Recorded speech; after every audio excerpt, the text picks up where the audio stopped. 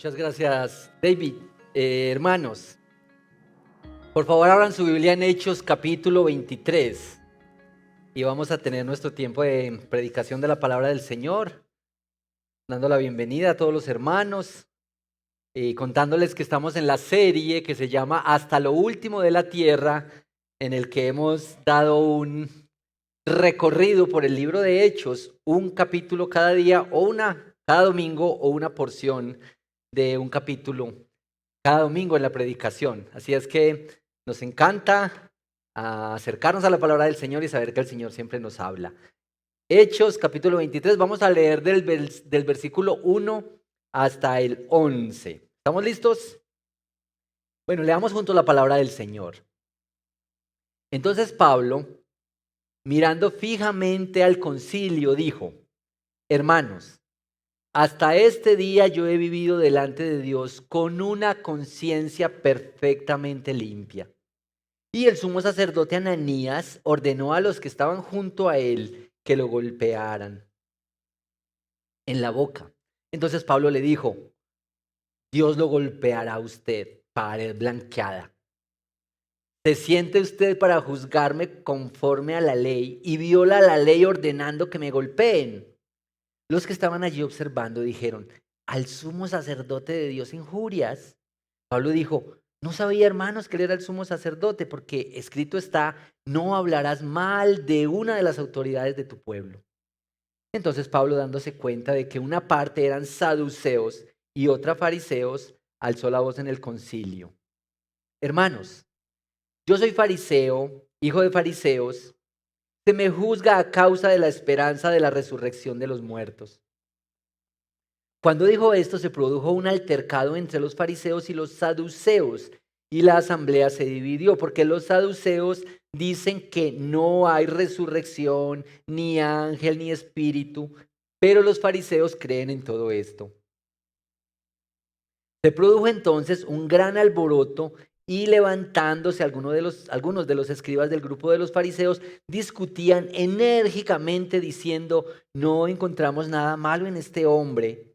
Pero, ¿y si un espíritu o un ángel le ha hablado? Al surgir un gran altercado, el comandante tuvo temor de que Pablo fuera despedazado por ellos y ordenó que las tropas descendieran, lo sacaran de entre ellos a la fuerza y lo llevaran al cuartel. A la noche siguiente el Señor se le apareció a Pablo y le dijo: ten ánimo, porque como has testificado fielmente de mi causa en Jerusalén, así has de testificar también en Roma. Amén. Vamos a orar. Señor, estamos ante tu palabra que es santa, poderosa, esta palabra que has usado para guiar a tu pueblo y a tu iglesia y hablarle a tus hijos por años, en distintos lugares, en distintas circunstancias. Esta también es tu palabra para nosotros hoy y aquí. Y al acercarnos a ella, te rogamos que nos hables, que seamos guiados por ella, que nos enseñes, que la uses de acuerdo a tus propósitos eternos y a la necesidad de nuestro corazón. Para algunos tal vez esta palabra hoy es de ánimo o de consuelo. Para otros es un llamado de nuevo a la fe, para otros es una exhortación, pero Señor, que tu palabra haga algo conforme a tus propósitos. Te lo pedimos en el nombre de Cristo Jesús. Amén. Amén. Cuando leemos en el libro de Hechos, especialmente estos capítulos finales, nos damos cuenta de todos los problemas en los que se metía Pablo. Pablo se metía en muchos problemas por su fe. Y esta mañana le pregunté a los hermanos si se habían metido en algún problema por la fe. Y todos dijeron que se habían metido en muchos problemas, pero muy poquitos por la fe. Es que nosotros nos metemos en muchos problemas a menudo, ¿cierto?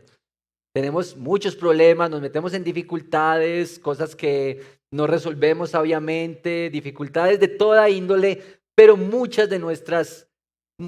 pocas de nuestros problemas se relacionan con las realidades de nuestra fe y del evangelio en nuestra vida. Yo les quiero proponer este título. Tenemos un título, les tengo que decir el título porque la última vez que prediqué no dije el título. Y entonces imagínense ustedes esto: ¿cómo experimentar el poder de la resurrección de Cristo? Y ustedes dirán, ¿y por qué esta predicación si no estamos en Semana Santa? Es porque el tema de la resurrección fue muy importante en la vida de Pablo y la predicación de la resurrección. Y yo creo que nosotros tenemos que pensar un poco más en nuestra vida cristiana y en nuestro caminar en la fe acerca de este tema de la resurrección. Bueno, aquí leímos pues esta porcioncita en Hechos 23 hasta el versículo 11, donde encontramos que Pablo sigue con su testimonio. Ya hace 8 días el pastor Diego nos predicó sobre el testimonio personal, que es muy importante, y Pablo sigue aquí contando un poco de su testimonio, pero aquí está ante el sumo sacerdote Ananías y en una congregación, en un concilio para hablar acerca de su fe. Este Ananías que ordenó que golpearan a Pablo en la boca, dicen los historiadores, dicen que Ananías, miren esta cosa tan tremenda como le dijo Pablo, ¿les sorprendió a ustedes? Dios lo golpeará a usted, pared blanqueada.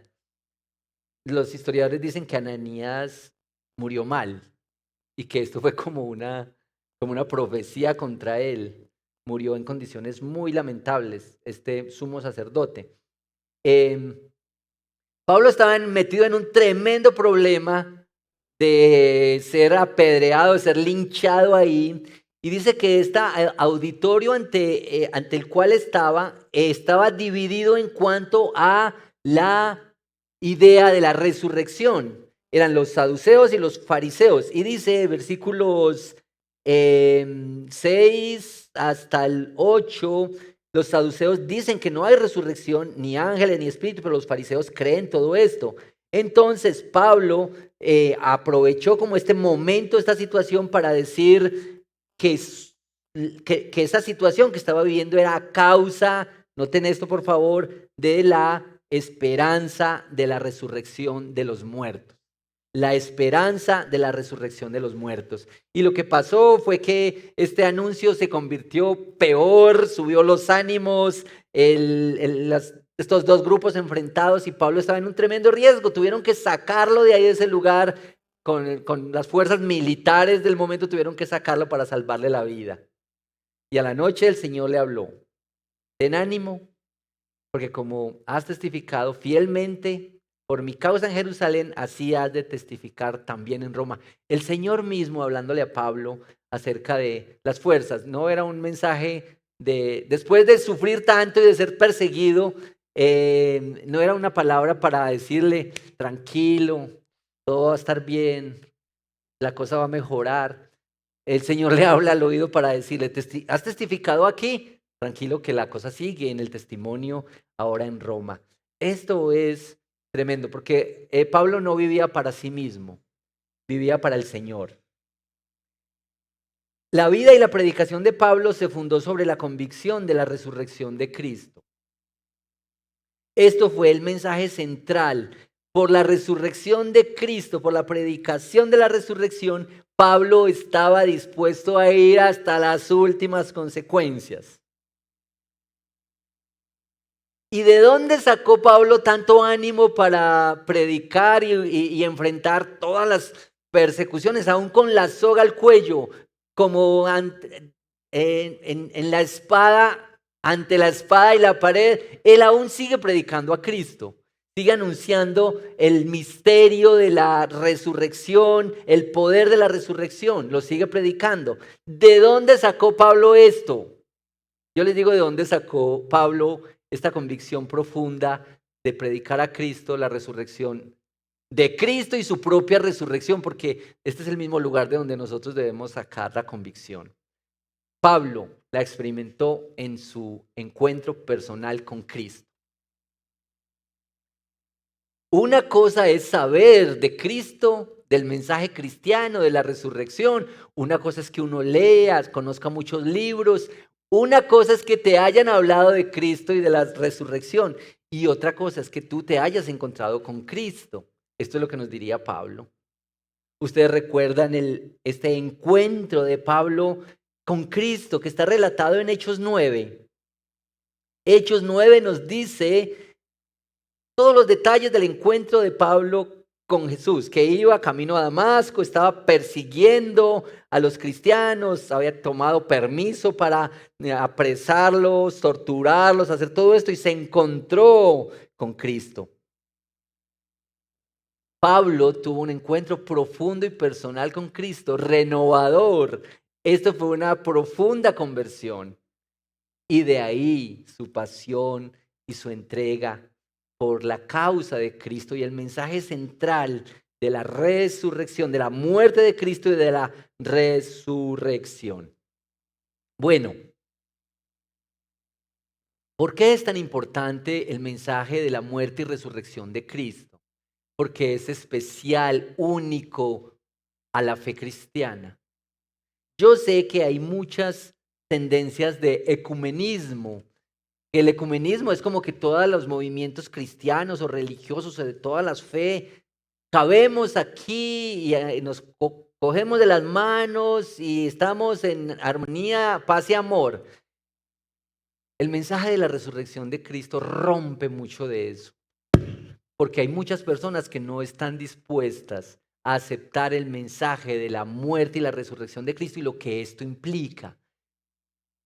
Nuestra propia resurrección y nuestra vida eterna. Hay muchas personas que aceptan el evangelio hermoso, social, de amistad, de cantos, de compañerismo, pero cuando llegamos al punto de que este evangelio se fundamenta sobre Cristo muerto y Cristo resucitado, ya ahí no está tan bonito, no encaja tan fácilmente. Esto es muy importante para tenerlo en cuenta. Bueno, voy a decir estas tres cosas en esta reflexión breve sobre este texto. La resurrección de Cristo es esencial en la fe. Es esencial. Pablo, en estas porciones del capítulo 23 hasta el 26, varias veces tuvo que hablarle y explicarle a la gente que lo estaba acusando, preguntando acerca de la resurrección de Cristo. Mire, por favor, pues aparte de este 23:6 que ya lo vimos, la esperanza de la resurrección de los muertos, en el capítulo 24, Pablo está diciendo, admitiendo que estos que los judíos llamaban una secta, que era el cristianismo, que él estaba sirviendo al Dios de sus padres, creyendo lo que la ley dice, lo que está escrito en los profetas. Y dice, versículo 24:15, teniendo la misma esperanza en Dios que estos también abrigan de que ciertamente habrá una resurrección, tanto de los justos como de los impíos.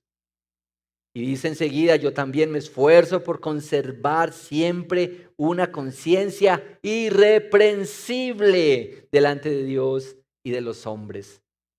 Pablo no quería rebajar su predicación para sonar más políticamente correcto, para encajar mejor o para ser amigos, para que lo recibieran en los programas.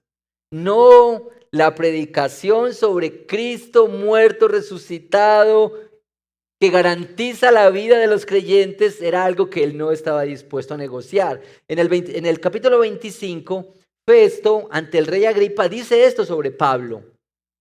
Dice, las acusaciones de los judíos sobre Pablo no eran delitos sobre la ley y la tradición religiosa. Era por un tal Jesús ya muerto, de quien Pablo dice está vivo.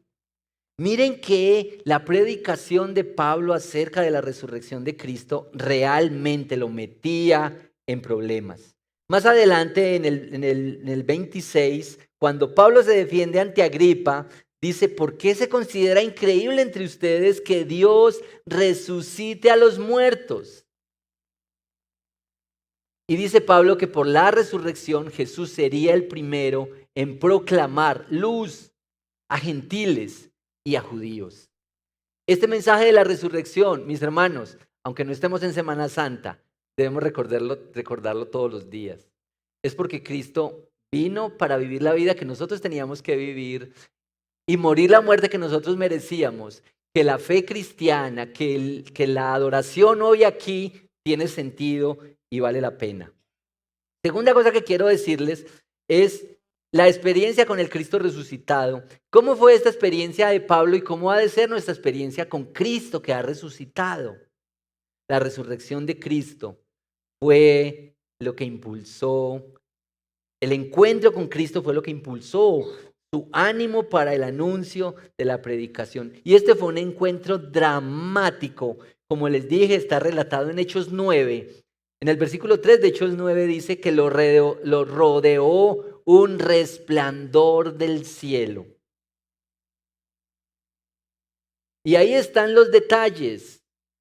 Filipenses 3, versículos 8 hasta el 11. Me gusta cómo dice esta porción en la Reina Valera. Lo he perdido todo a fin de conocer a Cristo y experimentar el poder que se manifestó en su resurrección. Participar en sus sufrimientos y llegar a ser semejante a Él en su muerte. ¿Ustedes se imaginan cuál pasión por el Evangelio? ¿Cuál ánimo por el Evangelio? ¿Cuál ánimo por Cristo? Hasta decir, mire, a mí lo único que me importa es experimentar el poder de la resurrección de Cristo en mi propia vida. Y más aún, participar en los sufrimientos de Él. No sé si ustedes han escuchado, pero estos mártires del primer siglo, cuando iban derechitos al martirio, se sentían felices. Porque decían, así le pasó a mi Cristo. Así lo vivió Él. Y sentían que podían participar un poquito por medio de esas aflicciones y conectar su vida con el Salvador, con el que los había rescatado. Pablo está prisionero por esta esperanza, por la esperanza de Israel. Cuando Pablo era fariseo, él había creído en la verdad de la resurrección, pero había creído, lo tenía en su mente, lo sabía, que Cristo había resucitado de los muertos. Pero cuando se encontró camino a Damasco con este resucitado, entonces entendió que Cristo había cumplido las profecías del Antiguo Testamento, que Jesús era la esperanza del pueblo de Israel. Y cuando Pablo conoció a Cristo, perdió toda confianza en sí mismo y vio a Cristo como su única esperanza. La resurrección de Cristo traerá la esperanza, está en el centro de la esperanza de los creyentes. Mis hermanos, nosotros caminamos con Cristo, vivimos esta fe, no por unas cosas superficiales con las que a veces nos conformamos, con estar bien, con llenar un vacío de fe en nuestro corazón. Eso es bueno, eso es bonito, pero la fe cristiana es una fe que se sostiene en una esperanza gloriosa hacia el futuro. Lo de Pablo no se trataba de la adquisición de un paquete de conocimiento teológico. Ustedes saben, Pablo en Filipenses también explicó toda su hoja de vida. Era quizá la persona más formada académica, intelectualmente de su época. Lo tenía todo, sabía la verdad, pero Pablo descubrió que no es lo mismo saber la verdad que vivir la verdad. Pablo diría, una cosa es que te hayan contado sobre el Cristo resucitado. Una cosa es que hayas leído sobre el Cristo resucitado. Y otra cosa es que éste se te haya aparecido en el camino. Que te hayas encontrado con Él. Pablo, su experiencia fue que estuvo ciego por varios días. Guiado, después de ser un hombre orgulloso y arrogante persiguiendo a los cristianos, ahora alguien lo guía. Esto fue un alto en el camino. Esto es una conversión. Algo pasó por este encuentro con Cristo. Su vida fue desde ahí. Pero miren, mis hermanos queridos, en Juan capítulo 17, Jesús está orando por la iglesia y está orando por los que han de creer. Mire bien, Juan capítulo 17, apúntelo ahí. Jesús está orando por ti y está orando por nosotros. ¿Y saben cuál es la oración que Él está haciendo por nosotros? Esta es la vida eterna, que te conozcan a ti, al único Dios verdadero, y a Jesucristo a quien has enviado. Y esta palabra, que te conozcan, significa un conocimiento por la experiencia. Significa que todos necesitamos tener un encuentro al mismo nivel que lo tuvo Pablo con Cristo. Yo sé que los caminos son distintos, los contextos son distintos, las situaciones son distintas, los lugares son distintos, pero este Dios es el mismo, el que llama, el que tiene el poder para cambiarnos. Que te conozcan a ti, al único Dios verdadero y a Jesucristo a quien has enviado. Nosotros, hermanos, amigos, necesitamos conocer a Cristo, conocerlo, no como conocemos a veces a las personas por el nombre, sí mucho, porque ni nos acordamos del nombre. Conocerlo a través de la experiencia, de las cosas profundas que Él está haciendo en nosotros. Y de esto se trata el título, experimentar el poder de la resurrección de Cristo. La tercera cosa, la segunda era que la experiencia con el Cristo resucitado, y esto es lo que pasó con Pablo y es lo que pasa con nosotros. Pero la tercera cosa brevemente es que la resurrección de Cristo nos da una nueva humanidad. Resurrección de Cristo nos da una nueva humanidad. Tenga por favor esta cita, no leemos todas estas citas por el tiempo, pero quienes toman sus apuntes, por favor, Primera de Corintios, capítulo 15, versículos 44 al 49. Ahí está explicado esto de qué significa que Cristo y su resurrección nos da una nueva humanidad, porque Cristo es el segundo Adán. Cristo es el que cumple lo que no cumplió Adán, el que obedece lo que desobedeció Adán. Él nos da una nueva humanidad. Él restaura la imagen original de Dios en nosotros, en su pueblo, y nos prepara para vivir para siempre. Mis amigos y hermanos, nosotros tenemos un problema. Nosotros tenemos un problema y les voy a contar cuál es nuestro principal problema. Uno de nuestros muchos problemas. Nosotros tenemos poca perspectiva de la eternidad. Nosotros nos concentramos mucho en las cosas aquí, en el día a día, en las cosas buenas que disfrutamos y en las cosas malas que nos pasan. Entonces estamos en ese péndulo. Cuando todo está hermoso, bien, hay salud, hay trabajo, hay platica, buenas cosas. Estamos aquí felices, emocionados, pero estamos al otro lado, afligidos y angustiados cuando las cosas no han salido bien. Nosotros tenemos poca perspectiva de la eternidad. Y yo quiero decirles hoy, hermanos, necesitamos aumentar nuestra mirada en lo eterno. Nuestra mirada en lo eterno, porque esta poca perspectiva de la eternidad es la que nos da mucho apego aquí, a las cosas, a las relaciones, a la familia, al conocimiento. Por eso vemos tan difícil las cosas aquí o tan maravillosas las cosas aquí. Una genuina fe en la eternidad, amigos, sí hace la diferencia. Nos recuerda que la muerte no es el fin, que estamos viviendo ciclos de vida, que las bendiciones son temporales y las aflicciones también son temporales. Una pasión por el Evangelio viene de la mano de una genuina fe en la eternidad.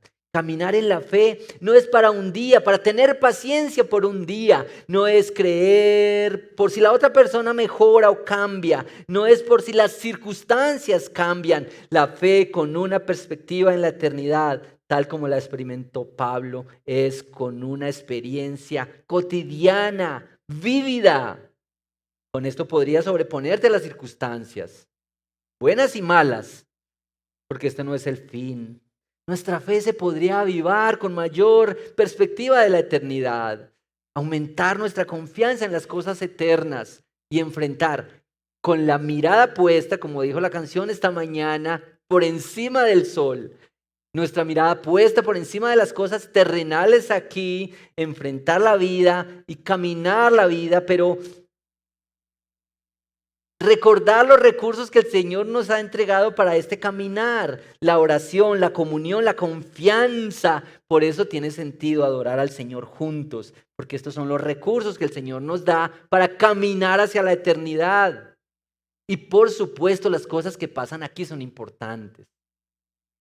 Las dificultades, los problemas, las necesidades que tenemos aquí son importantes, pero hay que enfrentarlos con esta mirada y con esta perspectiva. Incluso, una buena perspectiva de la eternidad nos va a ayudar a encontrarnos concienzudamente con nuestro peor enemigo. ¿Ustedes saben cuál es el peor enemigo? El gran enemigo, la muerte. Aún con esta perspectiva de la eternidad, esta fe bíblica cristiana, nosotros podemos enfrentar a este enemigo como alguien que ya fue vencido, alguien que ya fue derrotado. Y cuando Cristo derrotó la muerte no lo pudo detener. Él nos dio vida y nos dio vida eterna. Este es el mensaje del Evangelio.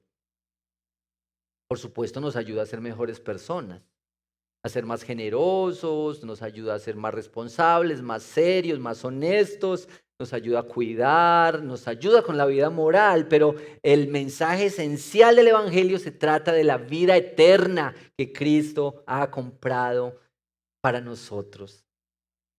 Y de pronto usted dice, eso le pasó fue a Pablo. Eso le pasó fue a Pablo porque Pablo era el superapóstol, escribió la mitad del Nuevo Testamento, el Señor lo usó tremendamente. Pero Pablo le escribe a los romanos, a los cristianos en Roma.